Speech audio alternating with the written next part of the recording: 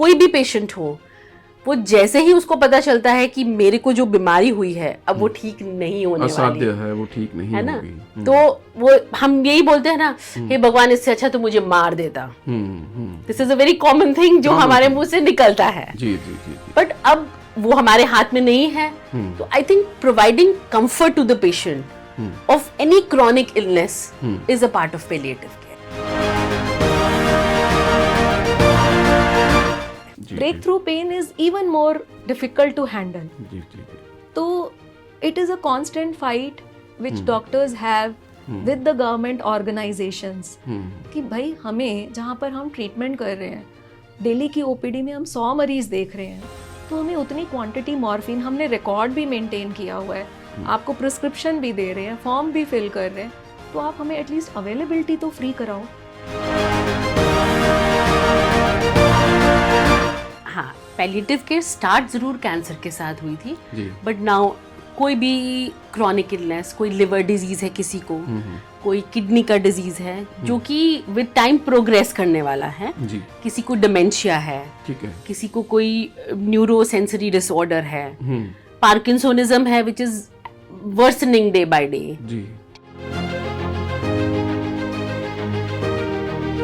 How to communicate with the patient, उसको कैसे उसको बताना है कि ये वाला सिम्टम है, वो कैसे ठीक होगा। किसी को अगर कोई चीज अच्छी लगती है, किसी को सपोज करो म्यूजिक अच्छा लगता है, उसको बोलो कि म्यूजिक से अपने आप को रिलीव करे। There is a therapy, there is a music therapy, there goes concerts goes on, a lot of concerts are there which are only for palliative patients.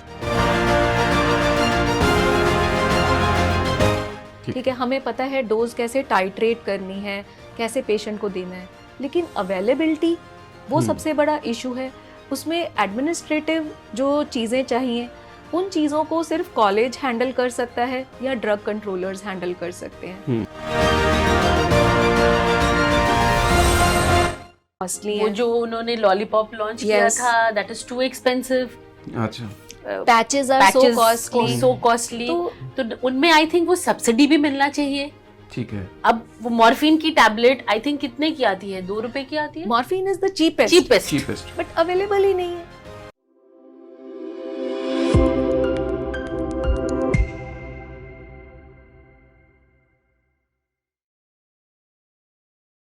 माननीय सुप्रीम कोर्ट की तरफ से बीते दिनों हरीश राणा युवक के मामले में एक ऐतिहासिक फैसला सुनाया गया है। वह युवक पिछले 13 साल से कोमा में था। किसी दुर्घटना की वजह से उसे चोट लगी और वह दोबारा उठ ही नहीं पाया। फैसला ये सुनाया गया है कि उसके माता पिता की मांग के ऊपर और मौजूदा परिस्थितियों के मुताबिक डॉक्टर्स को निर्देश जारी किए गए हैं कि वह किसी आसान तरीके से उसकी मुश्किलों को कम कर दें। इसी विषय के ऊपर आज हम बात करेंगे डॉक्टर अर्चना दत्ता और डॉक्टर विभा महाजन से। डॉक्टर साहब, आपका बहुत बहुत स्वागत है। जब ये ऐतिहासिक फैसला आया तो उसमें एक बात सामने आई कि ये जो हरीश राणा युवक है, पिछले 13 साल से पैलिएटिव केयर के साथ उसका जीवन बचाया जा रहा था और उसको ज़िंदगी का जो सांस मिल रहे थे उसको आसान करने की कोशिश की जा रही थी। डॉक्टर साहब, ये बताइए कि पैलिएटिव केयर होती क्या है और इसकी ज़रूरत क्यों पड़ती है? मैं ये बात बोलूँगी कि मनु जी, आपने ये जो सब्जेक्ट उठाया है पैलिएटिव केयर का, आई थिंक सिर्फ 5% लोग होंगे जिनको पता होगा कि ये है क्या पैलिएटिव केयर। अदरवाइज़ किसी को भी इस शब्द के बारे में या ये क्या होती है, ये किस टाइप की मेडिसिन है, ये नहीं पता होगा। तो आपने ये जो अवेयरनेस का काम किया है, I think it is commendable. And palliative care एक जो मेडिसिन है, it is not a single medicine. उसमें हम पेशेंट को एज अ कंप्लीट मतलब सिर्फ पेशेंट ही नहीं, उसकी फैमिली तक को इन्वॉल्व करते हैं। पेशेंट को हमने सिम्टोमेटिक ट्रीटमेंट देना है, उसकी दवाइयाँ, उसको जो उसको प्रॉब्लम्स हो रही हैं, उसका पेन, उसको कोई स्ट्रेस है, अगर कोई एंजाइटी फैक्टर है, कोई उसको सोशो इकोनॉमिक उसकी कोई प्रॉब्लम है, इमोशनल सपोर्ट, व्हाटएवर, वो सिर्फ हम पेशेंट को नहीं देते हैं, वो उसकी फैमिली तक एक्सटेंड करते हैं। क्योंकि कोई भी पेशेंट हो, जिसको बहुत ही क्रॉनिक इलनेस है, कोई लाइफ थ्रेटनिंग डिजीज़ है, कोई कैंसर का पेशेंट है, उन पेशेंट्स को मतलब मल्टीपल प्रॉब्लम्स पेशेंट को तो होती है, पेशेंट सफ़र करता है इमोशनली, फिजिकली, बहुत सारी चीज़ें होती हैं, लेकिन उसके साथ साथ उसके घर वाले भी वो सफ़र करते हैं। ठीक। अब आपने हरीश राणा के केस में देखिए, अल्टीमेटली फादर को ये प्ली डालनी पड़ी जी। बिकॉज वो तो सफ़र कर ही रहा है 13 साल से, बट उसके साथ उसकी फैमिली भी उससे उतना ही सफ़र कर रही है। ठीक है, ये जब स्टार्ट हुई थी पैलिएटिव केयर इंडिया में, बहुत पुरानी नहीं है, इट स्टार्टेड इन 1993। अच्छा। 1993 में मतलब first time it was started by doctor M.R. राजागोपाला इन कैलिकट। अच्छा। तो उस टाइम पे जब सर ने इसको स्टार्ट किया, इज अ पद्मश्री अवॉर्डी, तो वहाँ पे साउथ में अच्छे से everything is going on, he did a lot of work on it, he was an anaesthetist, लेकिन स्टिल दैट रिसेप्टिवनेस कि हमने पैलिएटिव केयर को अडेप्ट करना है, वो अभी तक इतना ज़्यादा नहीं आया है। मतलब we have doctor Archana who is a cancer specialist, ये स्टार्ट ही कैंसर पेशेंट्स के साथ हुई थी। The first to receive was cancer patients, जिनमें पेन इतना इमेंस होता था कि उसको एड्रेस करने के लिए कोई नहीं आता था, तो patient use to suffer a lot. ठीक है। सो आई वुड लाइक कि doctor Archana you talk about उन्हीं इट। से बात करेंगे। डॉक्टर साहब ये बताएं कि जैसा डॉक्टर वेबा महाजन बता रहे थे कि कैंसर पेशेंट्स को इसकी ज़रूरत सबसे पहले महसूस की गई, क्या वजह रहती हैं और पैलिएटिव केयर से पेशेंट को आप कैसे राहत दे पाते हैं, इसके बारे में जानकारी दें। एक्चुअली ये कहा जाता है कि जब कैंसर का डायग्नोसिस होता है तो पैलिएटिव केयर जो टीम होती है उसको उसी वक्त ही साथ जोड़ लेना चाहिए। मोस्टली ये कहा जाता है कि जब आप ट्रीटमेंट स्टार्ट करते हो तो ट्रीटमेंट जो है वो आपका मेन स्टे लेता है और धीरे धीरे करके पैलिएटिव केयर इनकॉर्पोरेट होती रहती है।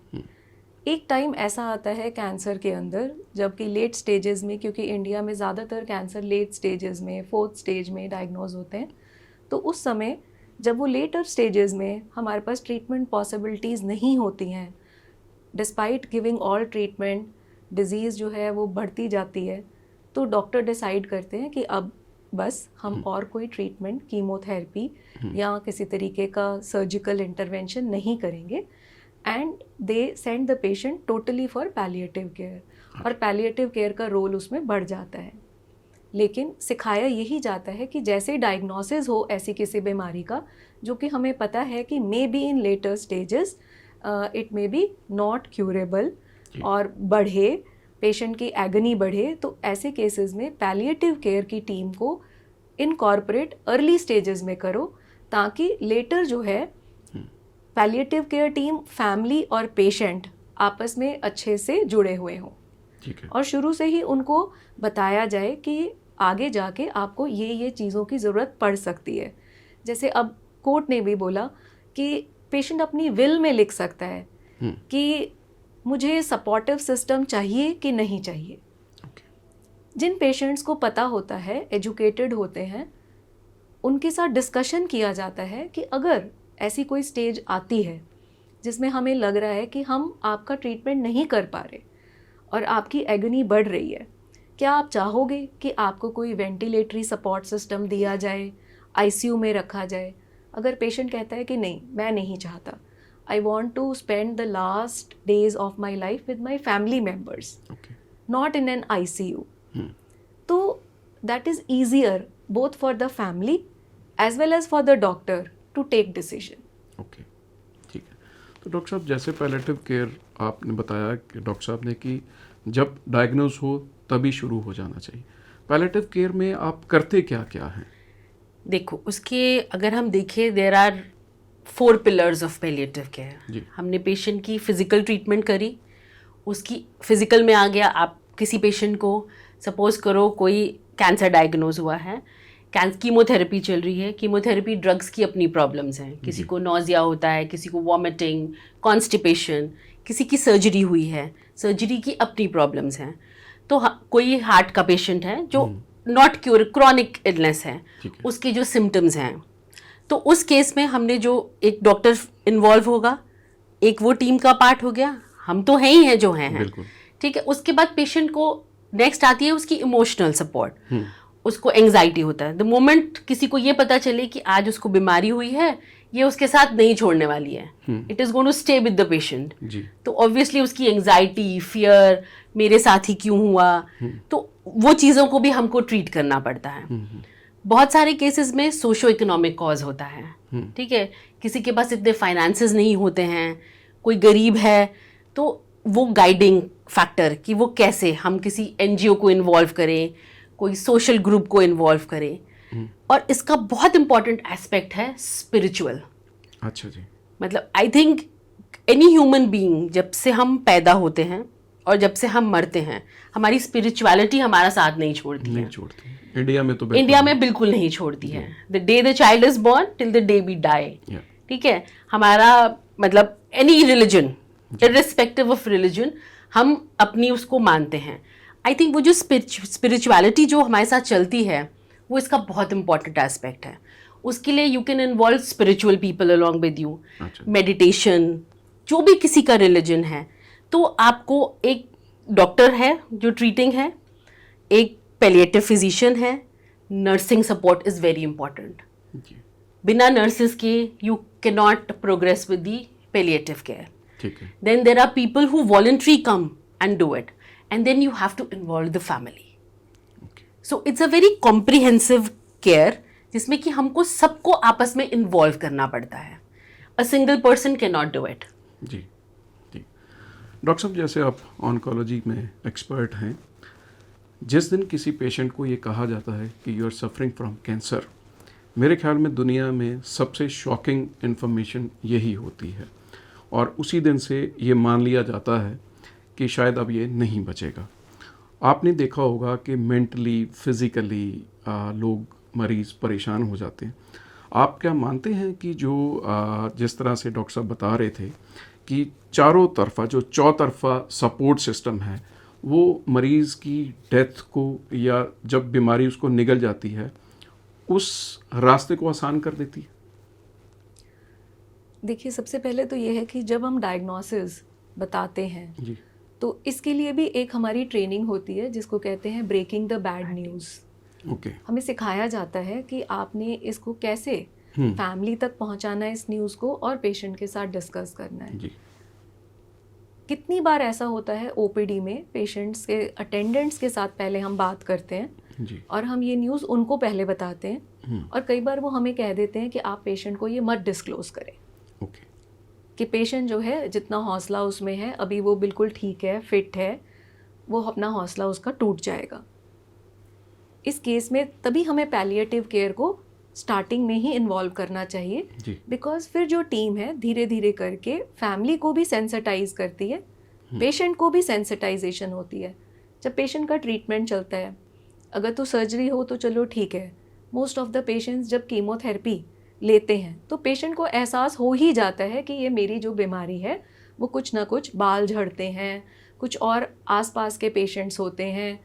आजकल मीडिया में इतना ज़्यादा आता है कि पेशेंट को पता चल जाता है कि मेरी कीमोथेरेपी चल रही है, इसका मतलब है मेरा कुछ डायग्नोसिस इस तरह का है। और पेशेंट खुद आके हमसे कहते हैं कि मैम, हो सकता है हमारे फैमिली मेम्बर्स ने आपको डिस्क्लोज करने के लिए ना कहा हो, but we want to know. तो ये बड़े सेंसिटिव इश्यूज होते हैं जिनमें कि ट्रीटमेंट एक अलग पार्ट है, बट इन चीज़ों को भी हैंडल करना पड़ता है। और वहीं पे एक पैलिएटिव केयर टीम हमारी हेल्प करती है। इस केस में हम पहले फैमिली से डिस्कस करते हैं, फिर पेशेंट से डिस्कस करते हैं, और एक स्टेज्ड मैनर में पेशेंट को बताते हैं।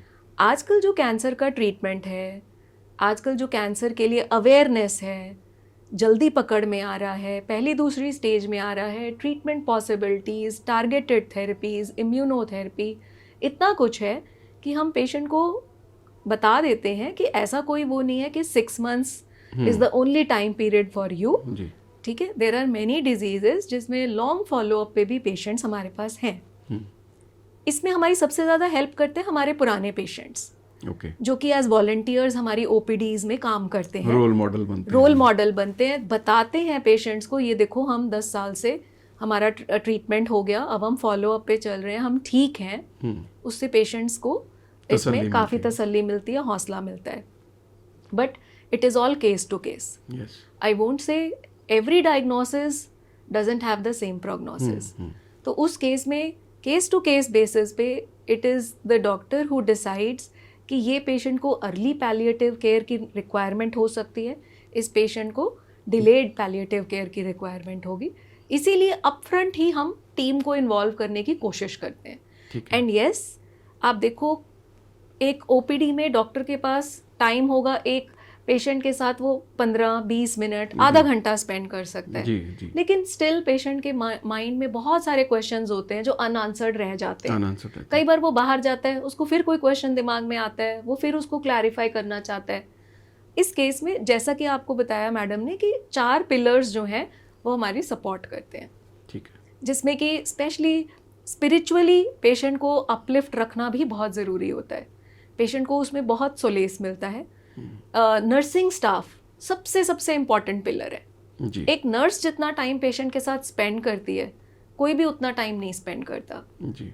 और इतना अच्छा बॉन्डिंग हो जाता है पेशेंट और नर्सिस के बीच में कि वो उनको अपने फैमिली मेम्बर्स की तरह ही समझते हैं. जी. डॉक्टर साहब, जैसे कि इंडिया में तो ये माना जाता है कि कोई गंभीर बीमारी हुई तो कर्ज लेने की स्थिति पैदा हो जाती है. ऐसे में जहाँ मरीज़ एक इलाज कर रहा है, वहीं उसको पैलेटिव केयर की अगर सर्विसेज लेनी पड़ जाती हैं, तो वो कैसे मैनेज होता है? ये क्या बहुत कॉस्टली है या अफोर्डेबल है? नहीं, ऐसा कुछ नहीं है कि पैलिएटिव केयर कुछ हम अलग से कर रहे हैं. जी.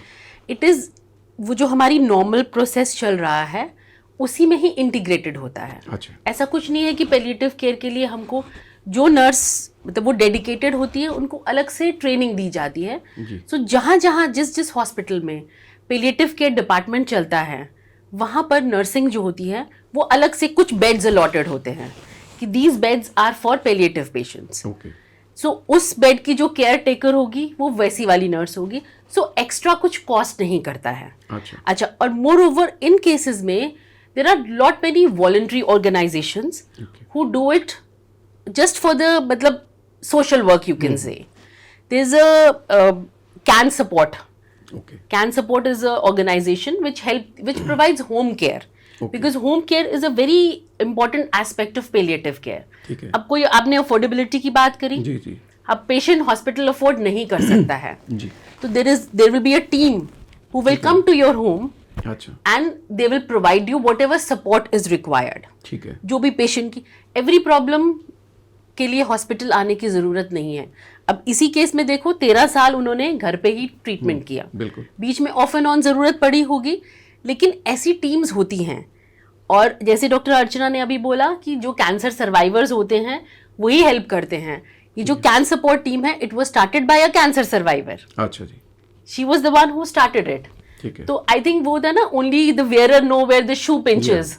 तो I think she must have undergone something. और उन्होंने वो तो ऐसी बहुत सारी वॉलंटरी ऑर्गेनाइजेशंस हैं जो नॉर्थ इंडिया में जो वर्क करती है वो कैन सपोर्ट है अभी तक. I hope I don't remember anybody है. There are local organisations also जो काम करती हैं, जो इतनी वेल नोन नहीं है. बट आई मस्ट इंसिस्ट कि we are lagging behind then south. अगर आप केरला का मॉडल देखें तो वहाँ इतने अच्छे से इनकॉर्पोरेट हुआ है कि सोसाइटी लेवल पे बहुत सपोर्ट है. मतलब लोग बोलते हैं कि वहाँ बस स्टैंड्स के ऊपर भी बॉक्सेस लगे हुए हैं and people they just put few coins in it कि पैलिएटिव केयर के लिए सपोर्ट हो जाए, जो कि अभी तक हम नॉर्थ इंडिया में नहीं कर पाए हैं. जी. ये चीज़ें हैं वहाँ पे. Everybody is sensitised. वहाँ पे लोकल रीच बहुत अच्छी है जो कि नॉर्थ इंडिया में अभी बहुत ज़्यादा लैकिंग है. लोगों को इस बारे में कुछ ज़्यादा जानकारी नहीं है. We are working for it but we need society support for it. Doctor साहब, आप पेशेंट्स को मिलती हैं, कैंसर पेशेंट्स को, आप क्या मानती हैं जिन जिन पेशेंट्स को पैलिएटिव केयर उपलब्ध कराई गई उनमें कुछ फ़र्क पड़ा? बिल्कुल पड़ा. राहत मिली उन्हें? बिल्कुल. देखो, पैलिएटिव केयर सबसे इम्पॉर्टेंट पॉइंट पैलिएटिव केयर का है पेन रिलीफ. जी. ठीक है. हमें जब हम मैं कैंसर इंस्टीट्यूट अडयार से मैंने अपनी पोस्ट ग्रेजुएशन की है. हमारे जो वहाँ पे डायरेक्टर थे madam doctor V Shanta, she used to tell कि अगर आप कैंसर पेशेंट के लिए कुछ भी नहीं कर सकते हो, at least you should make that patient pain free. Okay.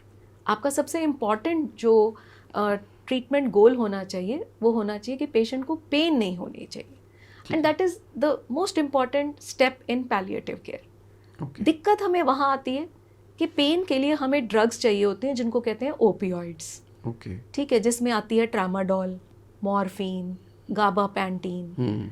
ये सारी जो हैं ड्रग्स जो हैं कंट्रोल्ड ड्रग्स हैं जिनकी अवेलेबिलिटी एक बहुत बड़ा इशू है। आज के टाइम में भी जलंधर में हार्डली 1 और 2 हॉस्पिटल्स हैं जो मॉर्फिन आपको देंगे। अच्छा। और कभी कभी वहाँ पर भी स्टॉक जो है ख़त्म हो जाता है because they provide a very limited stock. Stock. इन चीज़ों के लिए हमें वर्क करना पड़ेगा, but a single doctor can not work that much. अब मेरे ओपीडी में अगर मैं 20 साल से प्रैक्टिस कर रही हूँ तो मेरे कितने ही पेशेंट्स ऐसे हैं जिन्हें रोज़ की मॉर्फिन की टैबलेट्स चाहिए। अब अगर मैं उन्हें 1 महीना मॉर्फिन दे देती हूँ, अगले महीने कहती हूँ जी स्टॉक नहीं है, तो वेयर विल दे गो, है ना। एंड विड्रॉल जो पेन होती है वो और भी ज्यादा खराब होती है। एक मेडिसिन स्टार्ट कर ली और फिर बंद कर दी। Breakthrough pain is even more difficult to handle. तो it is a constant fight which doctors have with the government organisations कि भाई हमें जहाँ पर हम ट्रीटमेंट कर रहे हैं, डेली की ओपीडी में हम 100 मरीज देख रहे हैं, तो हमें उतनी क्वांटिटी मॉर्फिन, हमने रिकॉर्ड भी मेंटेन किया हुआ है, आपको प्रिस्क्रिप्शन भी दे रहे हैं, फॉर्म भी फिल कर रहे हैं, तो आप हमें एटलीस्ट अवेलेबिलिटी तो फ्री कराओ। वो नहीं हो पा रही।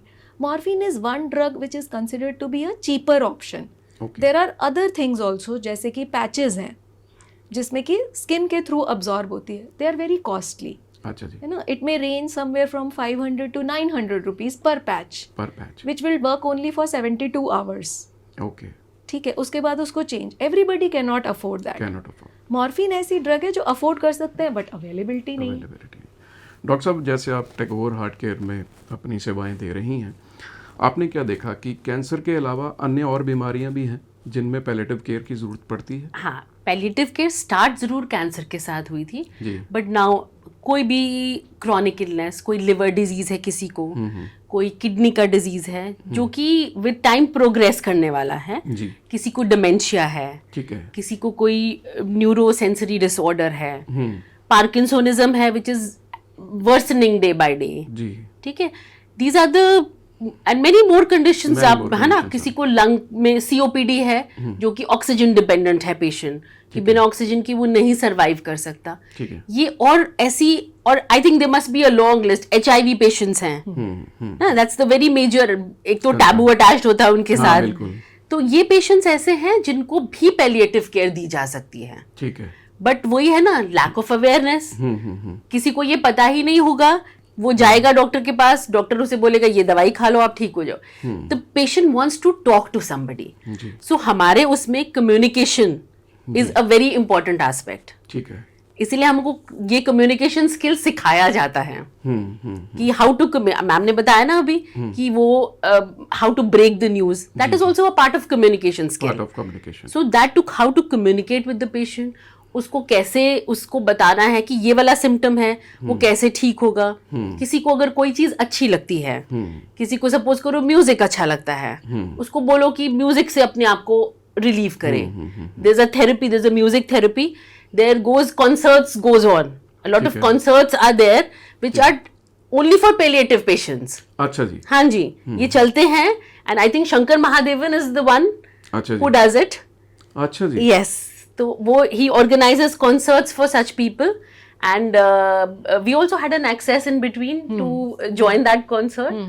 so ये वही मैं बोल रही हूँ ना कि कोई भी पेशेंट हो, वो जैसे ही उसको पता चलता है कि मेरे को जो बीमारी हुई है अब वो ठीक नहीं होने वाली है, वो ठीक नहीं है ना, तो वो हम यही बोलते हैं ना, हे भगवान इससे अच्छा तो मुझे मार देता। This is a very common thing जो हमारे मुंह से निकलता है। जी जी जी, बट अब वो हमारे हाथ में नहीं है। तो I think providing comfort to the patient of any chronic illness is a part of palliative care. Palliative care, that is. Doctor साहब जलंधर के Punjab institute of medical sciences में हैं, ऑन्कोलॉजी डिपार्टमेंट में हैं। आपने क्या देखा कि नॉर्थ में जैसे बात करी, डॉक्टर साहब ने बताया कि साउथ में बहुत ज़्यादा लोगों को इस बारे में जानकारी है, नॉर्थ में नहीं है। अगर आप कोशिश करती हैं तो उसके नतीजे कुछ सामने आ पा रहे हैं? पैलेटिव केयर के बारे में जागृति देना, जैसे मेडिसिन उपलब्ध नहीं हो पा रही हैं, तो आपके लेवल पे कोई ऐसे प्रयास हो रहे हैं कि इसको और लोगों तक पहुंचाया जाए?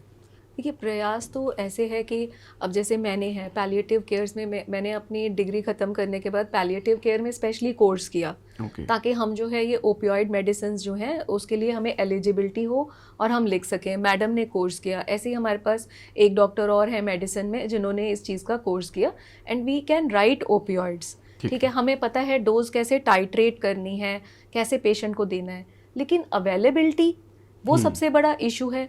उसमें एडमिनिस्ट्रेटिव जो चीज़ें चाहिए उन चीज़ों को सिर्फ कॉलेज हैंडल कर सकता है या ड्रग कंट्रोलर्स हैंडल कर सकते हैं, and they have made it so difficult that nobody is actually interested, because drug abusers इतने ज़्यादा हैं, पंजाब में इतना ज़्यादा प्रॉब्लम है ड्रग के मिसयूज़ की, तो उस वजह से कोई भी उस चीज़ में पढ़ना नहीं चाहता। Nobody wants to take that headache.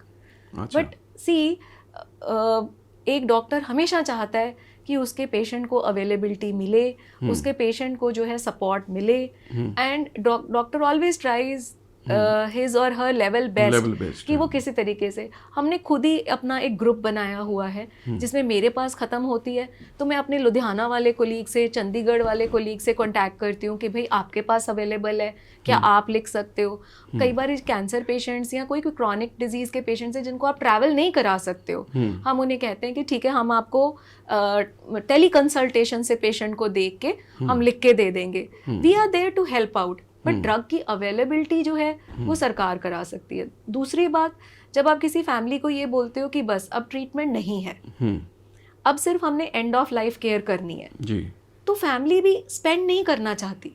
अब आप कहते हो कि आप हॉस्पिटल ले आओ पेशेंट को। अब एक कॉर्पोरेट सेक्टर में अगर आप पेशेंट को एडमिट करते हो, एक रूम लेते हो, नर्सिंग केयर करते हो, डॉक्टर का विजिट इंक्लूड होता है, चलो मेडिसिन जो भी है थोड़ी बहुत इंक्लूड होती है, ये सब कुछ करके भी अगर उसका मिनिमम 5,000 का भी खर्चा पर डे का आता है, तो फैमिली हमें कहती है मैडम कब तक, 2 महीने, 4 महीने, 6 महीने, कब तक हम ऐसे चलते रहेंगे, हम इतना कहाँ से 5,000 रुपया पर डे का लेके आ सकते हैं। तो हमारी रिक्वेस्ट रहती है, हम इवन मेडिकल कॉलेज में भी ट्राई कर रहे हैं कि हम पैलिएटिव केयर के लिए डेडिकेटेड बेड्स रखें, जिसमें कॉस्ट मिनिमम रखें, सोसाइटी कोशिश करें कि सपोर्ट करे। ठीक है, जैसे कोई भी डोनेट करना चाहता है, एनी फैमिली जिसको लगता है कि ठीक है यार हमारे पेशेंट की अच्छी केयर हुई, we want to donate some amount कि जो आने वाले कुछ और पेशेंट्स इस वार्ड में हैं उनको हम हेल्प करें। बट कोई जगह होगी तो लोग डोनेट करेंगे, लोगों को पता चलेगा and people will come forward. But उसके लिए हमें एक जगह बनानी पड़ेगी डेडिकेटेड, वहाँ पे पूरी फैसिलिटी प्रोवाइड करनी पड़ेगी। सबसे इम्पॉर्टेंट है ओपियोइड्स जो हमें वहाँ पे प्रोवाइड करने पड़ेंगे। इसके लिए मतलब सरकार से हमारी मतलब हाथ जोड़ के गुजारिश है कि ये जो एक्चुअली पैसिव यूथनेसिया वर्ड जो है वो कहते हैं कि that shouldn't be used, it is basically and of life care जो आपने यूज़ करना है। आपने सपोर्ट सिस्टम नहीं देना, बट नेचुरल डेथ में पेशेंट को हेल्प करनी है कि पेशेंट परेशान भी ना हो, डिस्ट्रेस में भी ना आए, and he should go away in a natural peaceful manner। ठीक है, ये मेन एम रहेगा। बट सबसे इम्पॉर्टेंट है हमारे को वो मोडालिटी तो दो जिससे हम पेशेंट को काम रख सकें जी, और वो सिर्फ वही दवाइयाँ हैं। वो दवाइयाँ। डॉक्टर साहब, हरीश राणा का जो केस है वो एक बहुत बड़ी एग्जांपल है जिसमें कि पैलिएटिव केयर उसके पेरेंट्स की तरफ से ही दी गई। हालांकि कोर्ट के निर्देशों पर कुछ दिन के लिए डॉक्टर्स, नर्सेज भी गए, लेकिन पेरेंट्स ने बहुत हेल्प करी। आप क्या मानती हैं कि पैलिएटिव केयर में जो फैमिली की सपोर्ट है that matters? Yes, I think that is the first support, because वो कहते हैं ना एवरीथिंग स्टार्ट्स फ्रॉम होम जी। ठीक है, तो आई थिंक अगर फैमिली का सपोर्ट नहीं है, नहीं होता, तो वो बच्चा जो 13 साल निकाला है वो नहीं निकाल पाता। तो उसकी फैमिली ने जो पैलिएटिव केयर दिया होगा, हमने अभी उसकी पूरी स्टोरी नहीं पता है, बट उनको भी किसी ने ट्रेन किया होगा। बिकॉज एक पेशेंट जो 13 साल से बेड रिडन है, वेजिटेटिव स्टेट में है, उसमें मल्टीपल चीज़ें होती हैं। उसका कैथेटर होता है, बेड सोर का प्रॉब्लम होता है, जो मतलब उन्होंने इतना केयर किया उसका कि उसको पेशेंट को टर्न करना होता है एवरी हाफ एन आवर या एवरी आवर, ताकि उसको बेड सोर ना बने। ठीक है। आपको फीडिंग देना होता है टाइम टू टाइम, जैसे हम खाना खाते हैं उसकी भी तो बॉडी की कुछ कुछ रिक्वायरमेंट है। वो फीडिंग के लिए उसको फीडिंग ट्यूब पड़ी थी, वो सब वो केयर उन्होंने भी तो सीखी है ना। जी जी तो that is also palliative care. जी। तो जो हम पैलिएटिव केयर में होम केयर की बात करते हैं, they were actually providing the palliative home care to the Harish. Okay. अब ये है कि वो खुद शायद being a parent they could not withdraw it. कोई भी बच्चा, माँ बाप अपने बच्चे को ये नहीं देख सकता कि हम इसको खाना ना दें, हम इसको पानी ना दें, या हम इसका केयर ना करें। So I think then they approached, this is what I think. जी।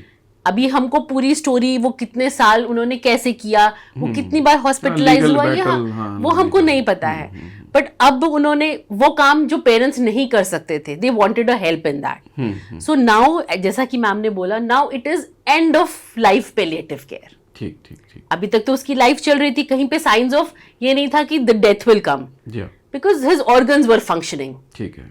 अब जैसे जैसे हम सिस्टम सपोर्ट विड्रॉ करेंगे, जो भी कोर्ट का ऑर्डर है इसमें, तो एक एक चीज फीडिंग विड्रॉ करी या हाइट, जो भी उन्होंने ऑर्डर्स दिए होंगे, बिकॉज आई थिंक उसमें जो मैंने पढ़ा है कि there was a medical board, 2 medical boards were set, है ना, to decide how you going to proceed for the stuff. तो वो कैसे विड्रॉ होगा, क्योंकि माँ बाप ये नहीं देख सकते हैं। तो वो जो एक एंड ऑफ लाइफ केयर होती है, वो घर पे कर सकते हैं, उसमें भी होम केयर कर सकते हैं। बट आई थिंक कुछ चीजें नहीं, हम as a human being we can not handle it. So I think they wanted कि वो चला जाए, मतलब और पीसफुली चला जाए, क्योंकि देयर वर नो साइंस कि वो कुछ बेटर होगा। 13 साल से कोई साइन ऑफ इम्प्रूवमेंट एक भी नहीं था। डॉक्टर साहब, आप क्या मानते हैं कि ये जो सुप्रीम कोर्ट का फैसला आया है, ये एक राहत है ऐसे पेशेंट्स के लिए जो लंबे समय से जिनका ब्रेन डेड है, या अब ऐसी स्थिति में है कि कोई इलाज उनका नहीं हो सकता, मेडिकल साइंस में संभव ही नहीं है? क्या मानती हैं आप? देखिए, कई बार ऐसी सिचुएशंस हमारे पास एक्चुअली पेशेंट्स के साथ आती हैं।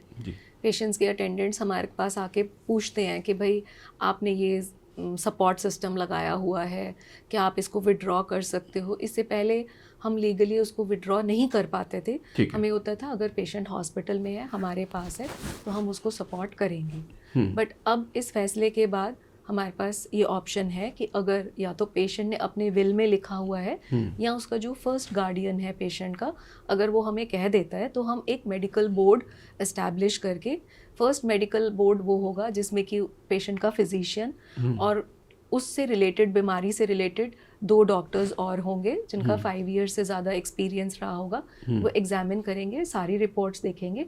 सेकंड बोर्ड जिसके अंदर आपका जैसे सिविल सर्जन और उसके साथ साथ 2 और डॉक्टर्स जो उस केस के साथ बिल्कुल भी एसोसिएटेड नहीं है, वो बोर्ड में बैठेंगे, ताकि एक अनबायस्ड ओपिनियन मिले।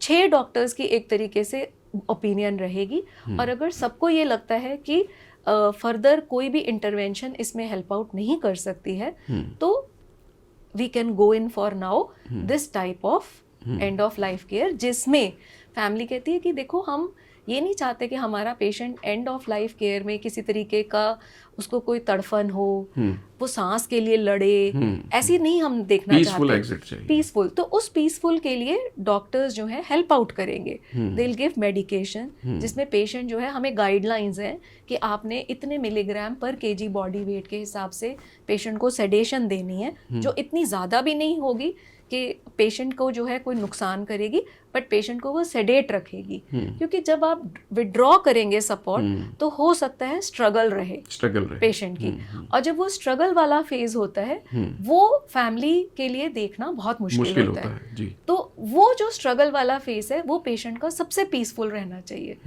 And we have to try for that. We will also get more and more training now with this law coming. हमारे भी फोरम्स में हम डिस्कस करेंगे कि कैसे इस चीज़ को अच्छे तरीके से, कि डिग्निफाइड वे में पेशेंट जो है जाए और फैमिली को भी लगे कि जो अच्छे हाथों में हमने अपने पेशेंट को सौंपा, जिन्होंने उसको बिना किसी तकलीफ के इस दुनिया से जाने दिया, विदा होने दिया। डॉक्टर विभा, आप बताएं कि जैसे आपने कहा कि पैलेटिव केयर एक पैकेज के तौर पे, एक पैकेज वर्ड भी आ गया आजकल हॉस्पिटल कि वो उसमें शामिल रहता है, लेकिन जैसे डॉक्टर साहब बता रहे थे कि बहुत सारे लोगों को इसके बारे में जानकारी नहीं है। कुछ फैमिलीज़ जो हैं वो इसकी तरफ जाती भी नहीं है कि बहुत कॉस्टली है या घर पे जाके ये करना पड़ेगा। आप क्या मानती हैं कि ज़्यादा से ज़्यादा काउंसलिंग और लोगों को इस बारे में जागरूक करने के लिए सरकारी स्तर पर भी कोई प्रयास किए जाने चाहिए? आई थिंक जो सबसे पहला इनिशिएटिव होना चाहिए वो गवर्नमेंट हॉस्पिटल्स में होना चाहिए, ओके। है ना, कि डेडिकेटेड बेड्स जो होने चाहिए, जो डॉक्टर्स होने चाहिए। आपको पता है जो पैलिएटिव केयर का जो स्टडी है, जब आई थिंक मैंने और डॉक्टर अर्चना ने किया, it was a small fellowship. अच्छा। Now we have a 3 years post graduate course. अच्छा जी। MD in palliative care is अच्छा, there. MD of 3 years. अच्छा जी। तो आप ये देखो ना कि कहाँ से चीजें शुरू हुई थी और कहाँ अब पहुंच गई हैं। तो जब हमारे पास 3 years के ट्रेन डॉक्टर्स हैं जिन्होंने PG किया है उसके अंदर post graduation, why aren't we employing them? अब तो I think n number of batches must have passed out. हाँ जी, हाँ जी, है ना? सो आई थिंक वो वैकेंसी ही नहीं होगी कहीं पे भी पैलिएटिव केयर की, कि पैलिएटिव केयर की कोई पोस्ट ही नहीं होगी जी कि आप उसको इनकॉर्पोरेट करें। तो I think the government should look into it, because हमने वो वाले एस्पेक्ट में कभी ध्यान ही नहीं दिया कि हमने मेडिसिन की पोस्ट निकाल दी, हमने एनेस्थीसिया की पोस्ट निकाल दी, ऑन्कोलॉजी, कार्डियोलॉजी, बट हमारे पास कोई पैलिएटिव केयर की पोस्ट ही नहीं है इस तरफ। कभी किसी ने नॉर्थ में ऐसी आई डोंट थिंक बहुत कम बहुत फ्यू ऑन्कोलॉजिकल सेंटर्स हैं जो इस पोस्ट को अब निकाल रहे हैं। या इवन जैसे हम जैसे लोग जिन्होंने ट्रेनिंग भी की हुई है, हमारी services, we are even ready to give free of cost services to these centres. हम बोलते हैं कि ठीक है, हमें कुछ नहीं चाहिए, बट आप एटलीस्ट स्पेस, बेड, ऑक्सीजन की रिक्वायरमेंट, एक नर्स, कोई विंग ऐसा कुछ ऐसा हमें प्रोवाइड तो करो जिसमें कि ठीक है हम आके देख के जाएंगे, बट उनको एग्जीक्यूट करने के लिए, फैमिली को सपोर्ट करने के लिए। But then see corporate hospitals, they will never come into it. So it is always, I think, the government which has to take the initiative, establish it, and I think from there, probably with time, I hope people will start incorporating it even in the corporate sectors. Doctor साहब, आप studio में आज आई हैं, oncology पे काम कर रही हैं। हमारे दर्शकों को ये बताएं कि किसी भी तरह के कैंसर से बचने के लिए जो मूलभूत हमें सावधानियां प्रयोग में लानी चाहिए जीवन में, वो कौन सी होनी चाहिए? देखो, ऐसा है कि कैंसर जो है ना, मोस्टली कहा जाता है 2 तरीके से होता है। एक एनवायरमेंटल फैक्टर्स या चेंजेबल फैक्टर्स जिनको आप चेंज कर सकते हो, और एक होते हैं आपके हेरिडिटरी या अनचेंजेबल फैक्टर्स जिन्हें आप नहीं चेंज कर सकते। अब जो हेरिडिटरी है उसमें आप कुछ नहीं कर सकते, आपके जीन्स हैं। अगर मदर को ब्रेस्ट कैंसर हुआ है, डॉटर को हो सकता है क्योंकि उसमें वो जीन्स हैं। ऐसे केस में सिर्फ सतर्कता है जो काम आती है, या स्क्रीनिंग है जो काम आती है। कितनी बार ऐसा होता है, लड़कियों ने अपनी मदर को देखा होता है कि ब्रेस्ट कैंसर से उन्होंने बैटल लड़ी है, लेकिन जब वो अपने आप में गिल्टी महसूस भी करती हैं तो डर के कारण हमारे पास आती ही नहीं है। वो किसी न किसी ऑल्टरनेटिव ट्रीटमेंट में पड़ जाती हैं। हम उन्हें बार बार ये समझाते हैं, आप हमारे पास पहली दूसरी स्टेज में आ जाओ, हम आपका ट्रीटमेंट पूरा कर देंगे, अच्छे से हो जाएगा। लेकिन जब हमारे पास पहुंचते ही लेट स्टेजेस में हो, तब हमें मुश्किल आती है। अब रहे मॉडिफाइबल फैक्टर्स जिनको आप चेंज कर सकते हो। हर कैंसर के कुछ अलग अलग मॉडिफाइबल फैक्टर्स हैं। अब उनमें से जैसे अगर हम लेडीज़ में ब्रेस्ट कैंसर की ही बात कर रहे हैं, अब उसमें जो फैक्टर्स हैं वो हैं आपकी डाइट, सबसे इम्पॉर्टेंट। ठीक है, आपने ब्रेस्ट फीडिंग करी नहीं करी, ठीक है, आपने कुछ ऐसे हार्मोनल ट्रीटमेंट लिया नहीं लिया, आपकी लेट मैरिज हुई, आप बच्चा हुआ नहीं हुआ, ये सब चीज़ें मैटर करती हैं। अब इसके अलावा आपकी डाइट, फिजिकल एक्टिविटी, आप जहाँ खान पान, आपका environment, pollution, fertiliser uses, oxytocin का uses in the milk, hormonal effects, all these are playing a role. आप किस किस जगह पे, कहाँ पे आप उसको स्टॉप कर सकते हो, ये एक इंडिविजुअल को खुद ही देखना है। कुछ चीज़ें ऐसी हैं जो नहीं की जा सकती हैं, बट कुछ चीज़ें ऐसी हैं जो इनिशिएटिव लेके थोड़ा सा स्टेप फॉरवर्ड जाके आप कर सकते हो। फिजिकल एक्टिविटी, आपकी ईटिंग हैबिट्स, इन सब चीज़ों को, on that matter even alcohol intake and smoking, which we may be thinking is not prevalent in female population, but it is actually देखा जाए बहुत लोअर जो तबका है वो भी कर रहा है, और बहुत जो ऊपर वाला तबका है वो भी कर रहा है। तो this is what we are seen in our day to day life, and that is what we say कि अगर आप उन बाकी चीज़ों को नहीं चेंज कर पा रहे हो, ये तो आपके हाथ में है, ये तो आपके हाथ, ये आप करो, चाहे कुछ परसेंटेज ही इसका असर होता है, बट होता है। ठीक है। पैसिव स्मोकिंग, हस्बैंड स्मोक कर रहा है पर घर में स्मोक कर रहा है, बच्चे भी उस स्मोक को ले रहे हैं, लेडी भी उस स्मोक को ले रही है, वो भी रोल प्ले कर रहा है।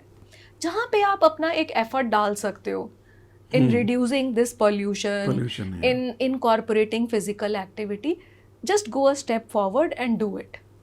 ये बहुत वास्ट सब्जेक्ट है, बहुत वास्ट इसके सब्जेक्ट ऊपर है। एक दिन अलग से आपसे बात करेंगे। Sure.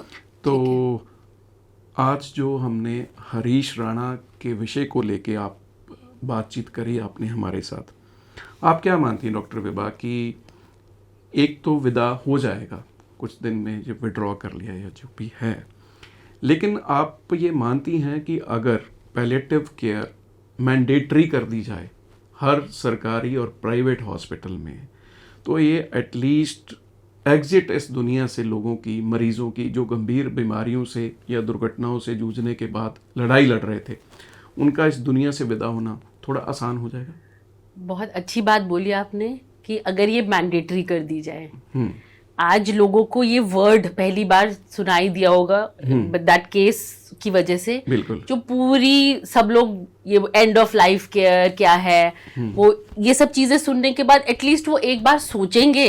बट आई थिंक सबसे पहले तो the government should woken up, ठीक है, एंड सी कि हम कहाँ कहाँ इसको इम्प्लीमेंट कर सकते हैं। जी, हम हर चीज़ जो करते हैं वो गवर्नमेंट लेवल पे स्टार्ट करते हैं, फिर ही वो प्राइवेट पे आती है, क्योंकि प्राइवेट की अफोर्डेबिलिटी इट्स नॉट पॉसिबल। हमारे पास बहुत सारी स्कीम्स हैं, आयुष्मान स्कीम है, there are other ECHS schemes हैं, बट इन स्कीम्स में कहीं पर भी palliative care is not covered. अच्छा, not covered, I don't think so ECHS is covered. I have मतलब अच्छा कि हाँ, वो आप पेशेंट आप ले आओ हॉस्पिटल में और उसको बोल दो कि ये अंडर दी गवर्नमेंट स्कीम चल रहा है, हम उसको सिम्टोमेटिक ट्रीटमेंट दे रहे हैं, पर वहाँ पैलिएटिव केयर नहीं आएगा जिसमें कि बहुत सारे एस्पेक्ट्स हैं।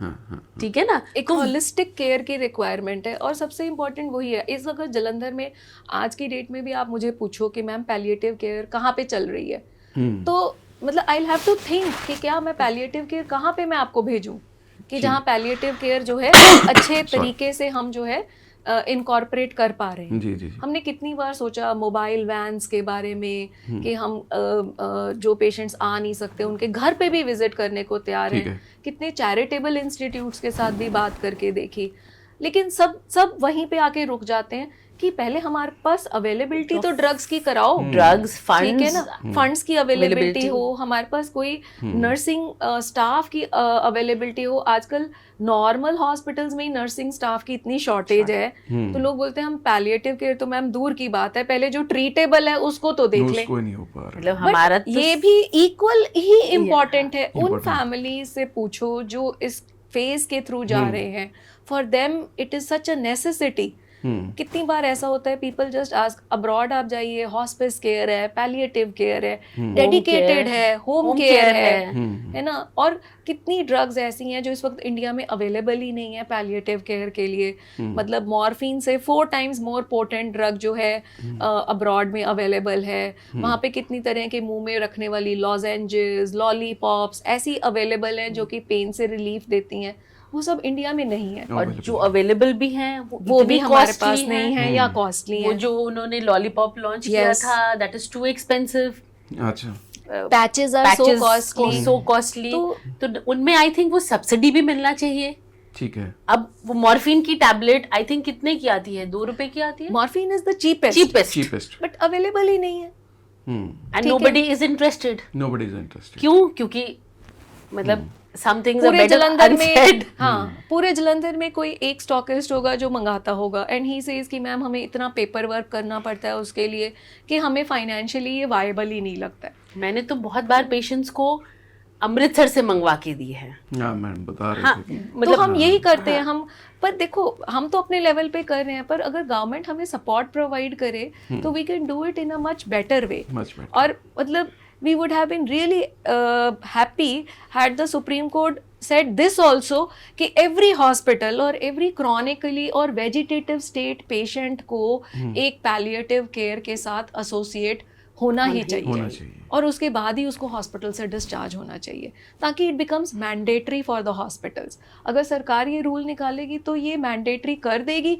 अगर कह दिया जाए कि NABH की इंस्पेक्शन आपकी तभी पूरी होगी अगर आप पैलिएटिव केयर यूनिट रखोगे, तो क्यों नहीं हॉस्पिटल्स करेंगे। बहुत इम्पोर्टेंट, आज अति महत्वपूर्ण विषय पे आप दोनों एक्सपर्ट्स ने हमें समय दिया। आप OPD से उठ के आई और इतने गंभीर पेशेंट्स के आप ट्रीट करती हैं दोनों। आपका स्टूडियो में आने के लिए बहुत बहुत धन्यवाद। आज उम्मीद करते हैं कि जो प्रश्न जो सवाल आपने उठाए हैं पैलिएटिव केयर को लेके, सरकार इसकी तरफ ध्यान देगी और जो दवाएं उपलब्ध नहीं हो पा रही हैं, जो सर्विसेज अवेलेबल नहीं हो पा रही हैं, वो उपलब्ध कराई जाएंगी। आपका स्टूडियो में आने के लिए बहुत बहुत धन्यवाद। Thank you so much. Thank you.